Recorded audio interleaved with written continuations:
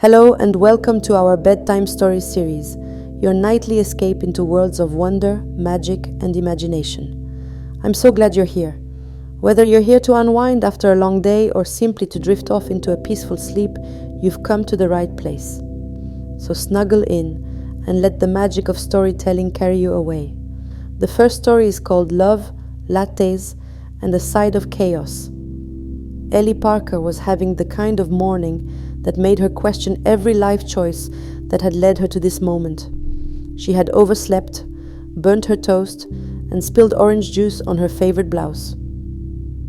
To make matters worse, she was running late for her shift at Brood Awakening, the quaint little coffee shop where she worked as a barista. As she rushed into the shop, her manager, Linda, gave her a look that could curdle milk. "You're late," Linda said, her arms crossed over her chest. "Again? I know, Ellie said, breathless, but I have a good excuse this time.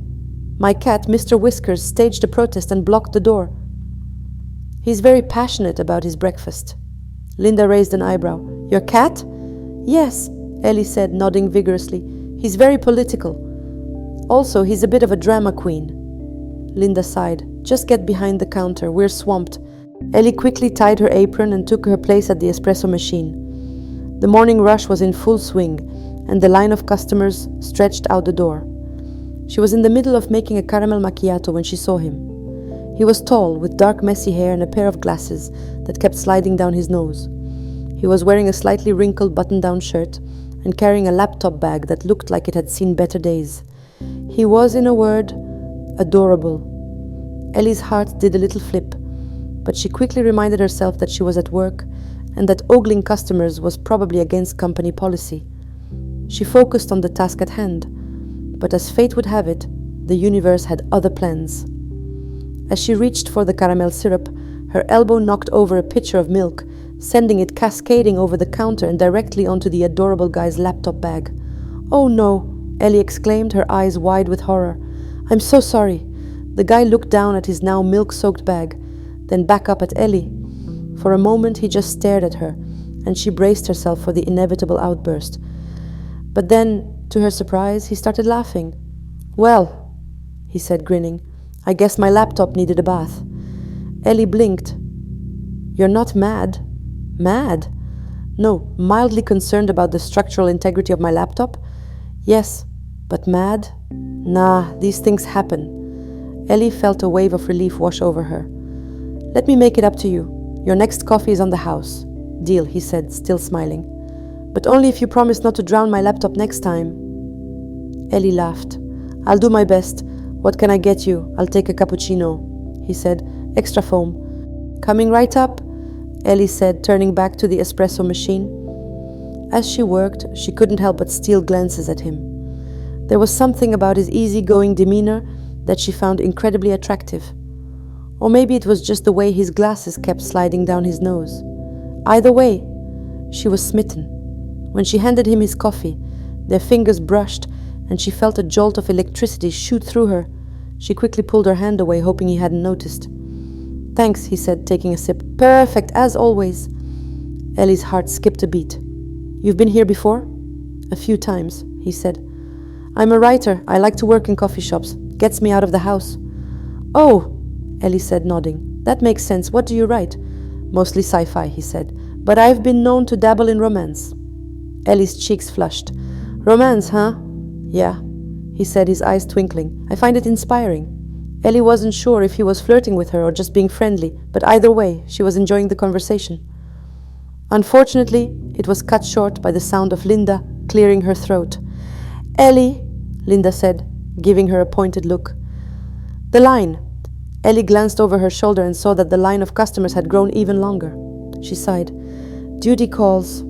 "I'll let you get back to it," the guy said, stepping aside. "But I'll be back. You owe me another coffee, remember?" "I remember," Ellie said, smiling. "See you around." "Jake," he said, extending his hand. "Jake Thompson, Ellie Parker," she said, shaking his hand. "Nice to officially meet you, Jake. Likewise, Ellie," he said, giving her one last smile before heading to a table in the corner. As Ellie turned back to the espresso machine, she couldn't help but feel a little giddy.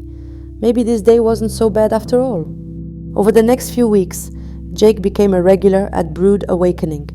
He would come in every morning, order a cappuccino, and set up his laptop at the same table in the corner.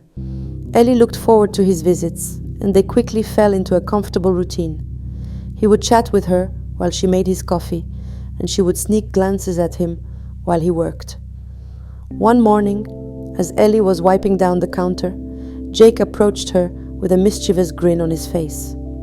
"So," he said, leaning on the counter, "I have a proposition for you." Ellie raised an eyebrow. "A proposition?" "Yeah," he said. "I'm working on a new story, and I need some inspiration. I was wondering if you'd be willing to help me out." Ellie's heart skipped a beat. "Me? How?"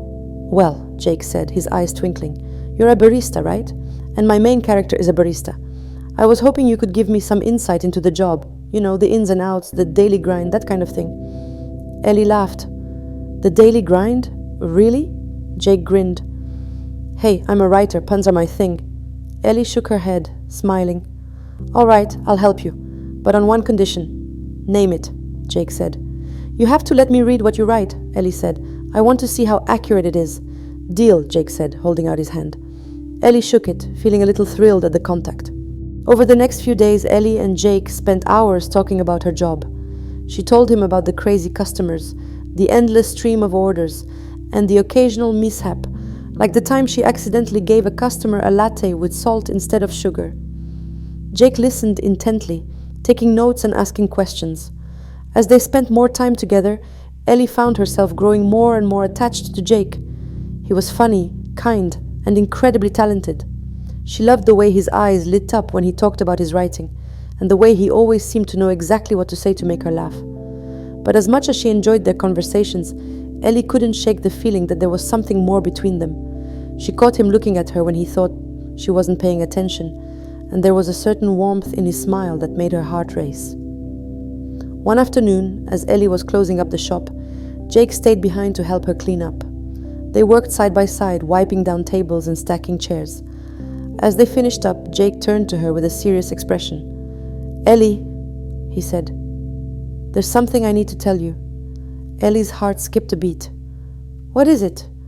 Jake took a deep breath. "I've really enjoyed spending time with you. You're funny, smart, and incredibly talented, and I think I'm falling for you." Ellie's eyes widened. "You are?" Jake nodded. "I know this might seem sudden, but I can't help it. You're amazing, Ellie, and I'd be honored if you'd let me take you out on a proper date."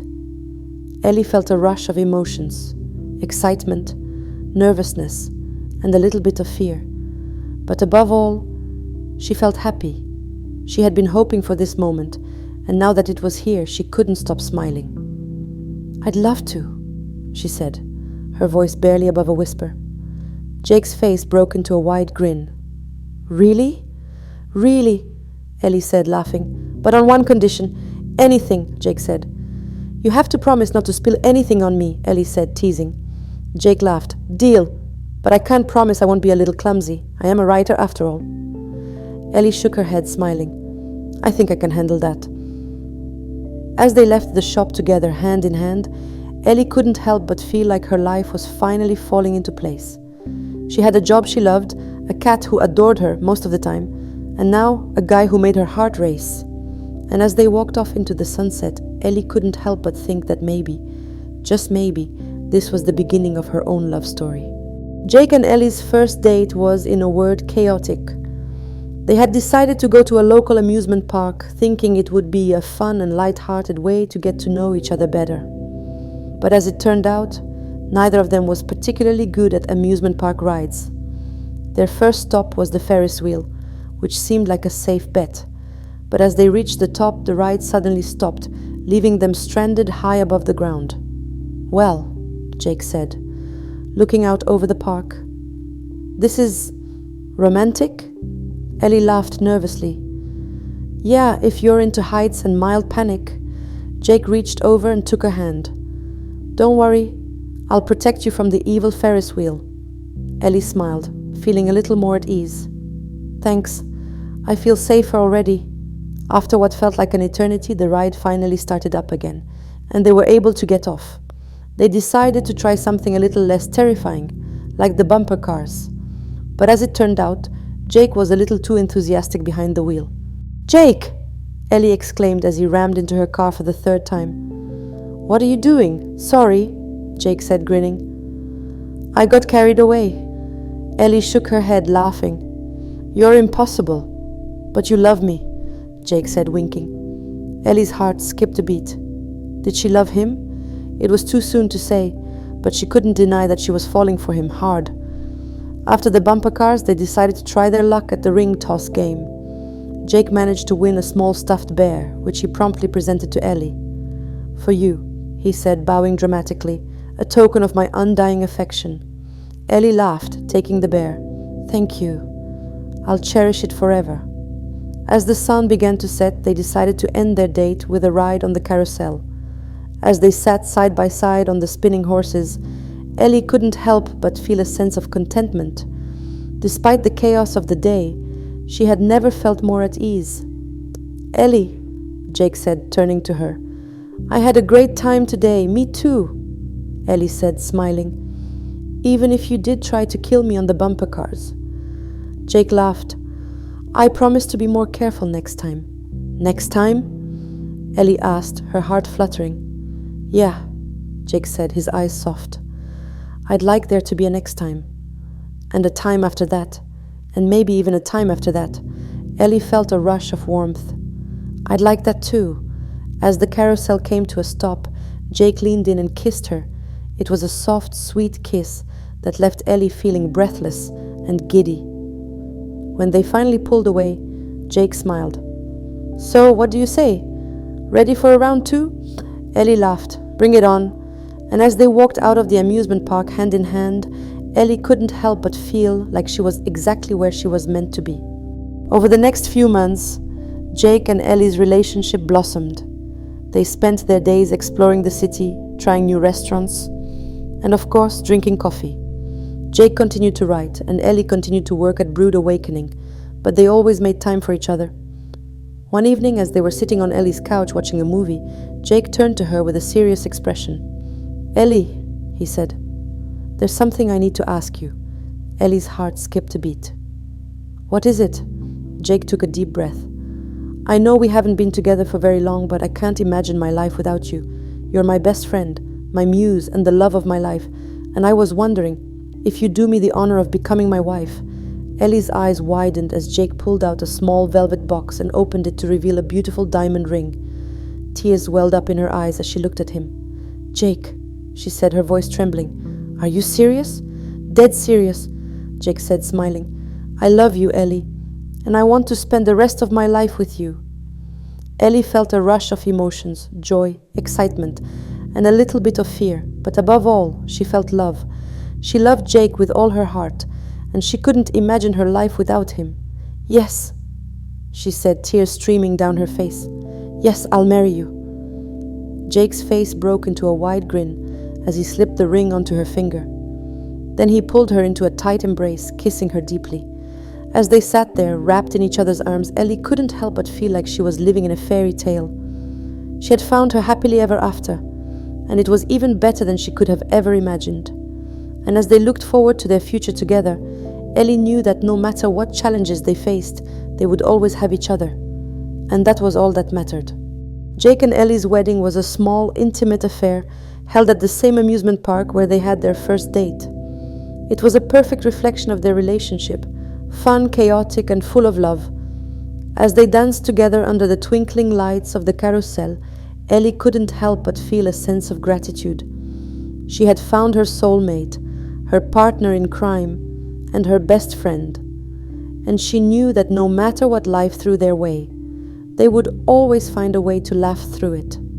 As they spun around the carousel hand in hand, Ellie leaned in and whispered, "I love you, Jake." Jake smiled, pulling her closer. "I love you too, Ellie. Forever and always." And as they rode off into the night, Ellie knew that their love story was just beginning, and she couldn't wait to see what the future held.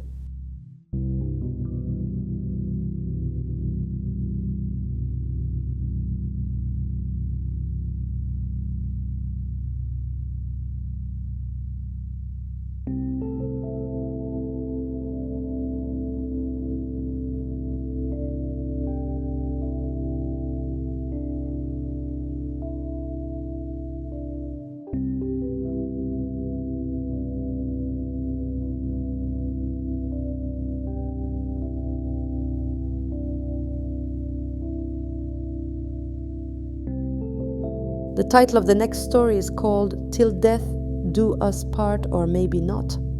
Elliot Graves was dead, again. This wasn't his first time, mind you. In fact, it was his 7th. You see, Elliot had a peculiar problem. He couldn't stay dead.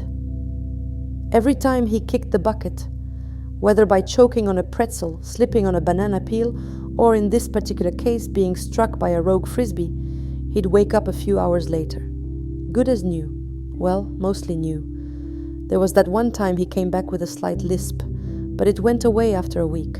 Elliot's condition wasn't exactly a secret in the small town of Willowbrook. The locals had grown accustomed to seeing him pop up at his own funeral, dusting off his suit and asking if anyone saved him a slice of cake. It was all very awkward, but Elliot had learned to roll with it. After all, what else could he do? Sue the universe for unfair life expectancy? But this time was different. This time, he wasn't just dead. He was romantically dead. And by that I mean he had finally worked up the courage to confess his undying love, pun very much intended, to the woman of his dreams, Clara Bennett. Clara was the kind of woman who made poets weep and baristas spell her name wrong on purpose just to hear her say it again. She ran the local bookstore, pages and prose, and had a smile that could melt glaciers. Elliot had been in love with her since the day she accidentally hit him with her car. To be fair, he had been jaywalking, but still, love at first impact. The problem was Clara had no idea Elliot was, well, immortal, or semi-immortal, or whatever you called someone who kept dying and coming back like a particularly stubborn cockroach. Elliot had planned to tell her during their date at the town's annual harvest festival. He'd even rehearsed his speech in front of his bathroom mirror. Clara, I love you. Also, I can't die.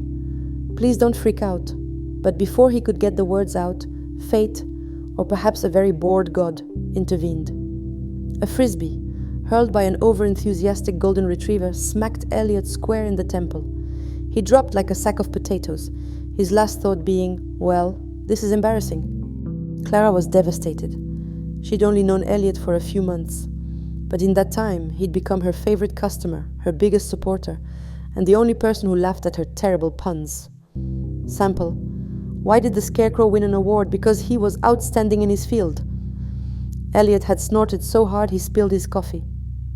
Now he was gone, and Clara was left with a heart full of regrets and a fridge full of uneaten casseroles from well-meaning neighbors.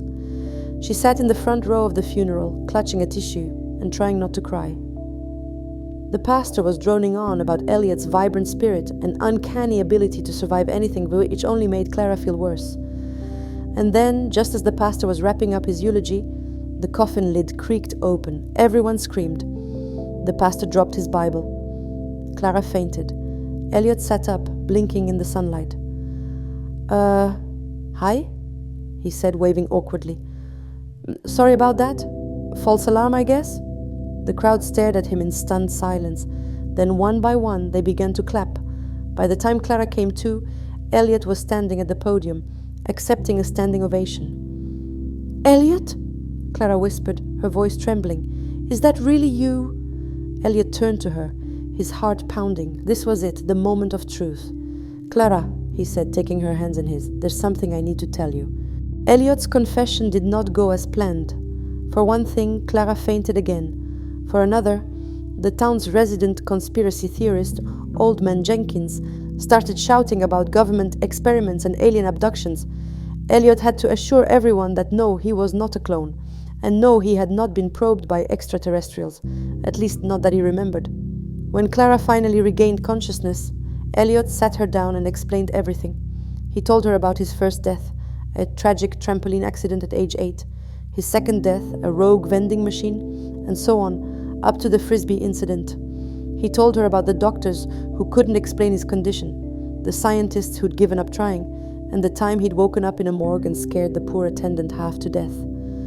Clara listened in silence, her expression unreadable. When Elliot finished, she took a deep breath and said, So, you're basically a zombie? What? No, Elliot protested. I'm not a zombie. I don't eat brains. I don't even like sushi. But you keep coming back to life, Clara said slowly. kind of zombie-ish. I prefer the term eternally persistent, Elliot said, grinning nervously. Clara stared at him for a long moment. Then, to Elliot's immense relief, she burst out laughing. "Oh my God," she said, wiping tears from her eyes.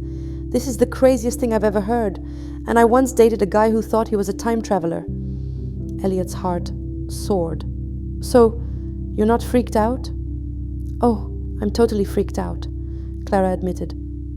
"But also kind of impressed. I mean, how many people can say they've died 7 times and lived to tell the tale?" Elliot grinned. "Just me, as far as I know." Clara smiled back, and for a moment everything was perfect. Then she frowned. "Wait a minute. If you can't die, does that mean you'll outlive me?" Elliot's smile faltered. Probably."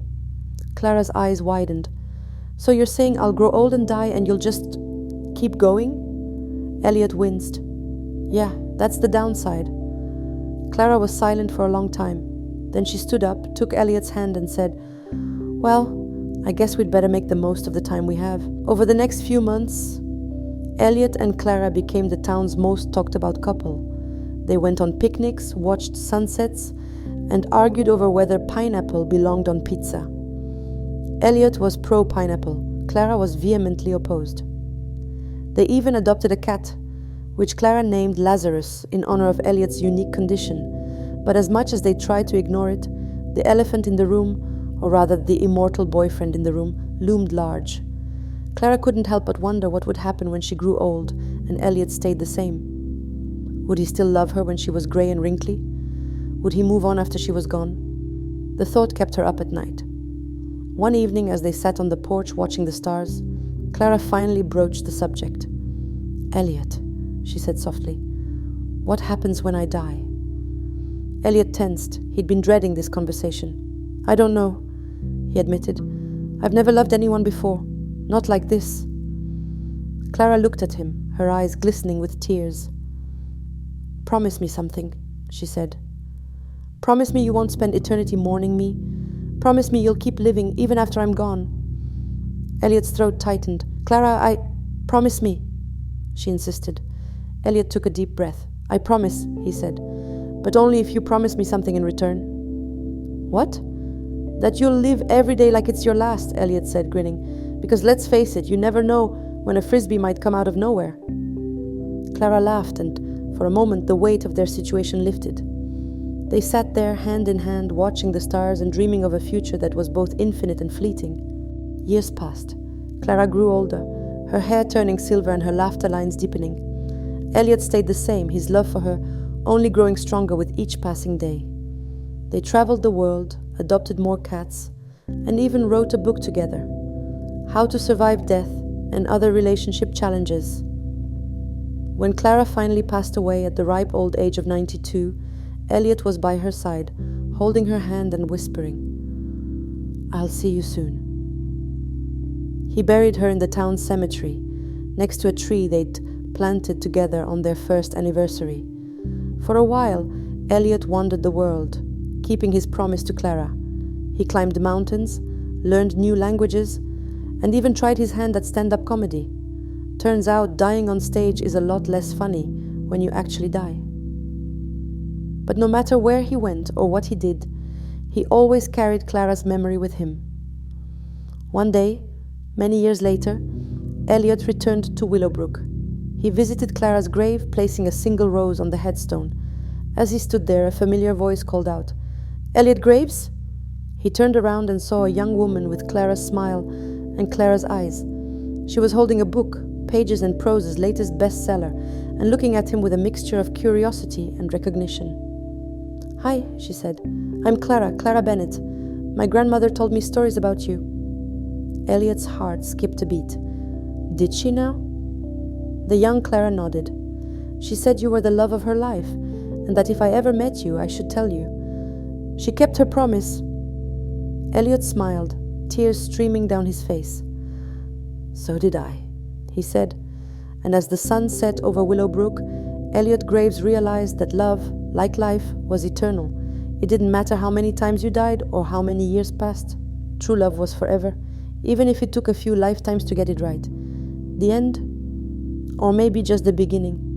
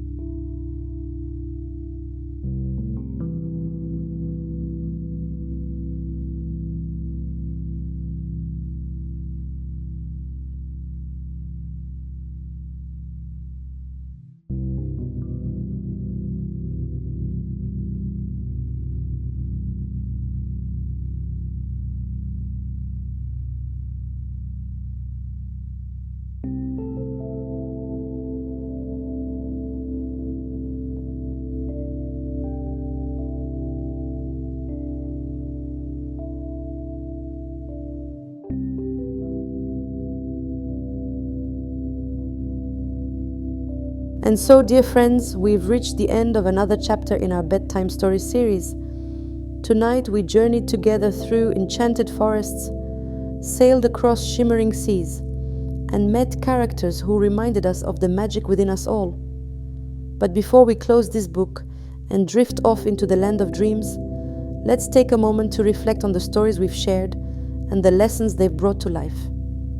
Tonight's story reminded us that even in the darkest of nights, there's always a light to guide us. Whether it's the kindness of a friend, the courage to face our fears, or the hope that tomorrow brings a new dawn, we are never truly alone. And just like the characters in our tales, we too have the strength to overcome any challenge and the power to create our happy endings. As we say goodnight, let's carry these lessons with us into our dreams. Let's remember that every ending is just the beginning of a new adventure. And just like the stars above, our stories are infinite, waiting to be discovered, shared, and cherished. To all of you who've joined us on this journey, thank you. Thank you for letting us be a part of your bedtime routine, for sharing these moments of peace and wonder with us, and for believing in the magic of stories. Whether you're watching alone, with a loved one, or with little ones tucked snugly under the covers, we're so grateful to have you here. Before we go, let's take a deep breath together. Inhale slowly and exhale. Feel the calmness settles over you, like a warm blanket on a chilly night. Let your mind wander to the places we've explored tonight, and let your heart be filled with the peace that comes from knowing you're exactly where you're meant to be. So from all of us here at Bedtime Stories, we wish you the sweetest dreams. May your night be filled with wonder, your heart with joy, and your mind with the promise of new adventures waiting just beyond the horizon. Remember, the best stories are the ones we live. So dream big, love deeply, and never stop believing in the magic of your own story. Until next time, good night, sleep tight, and may your dreams be as beautiful as the stories we've shared.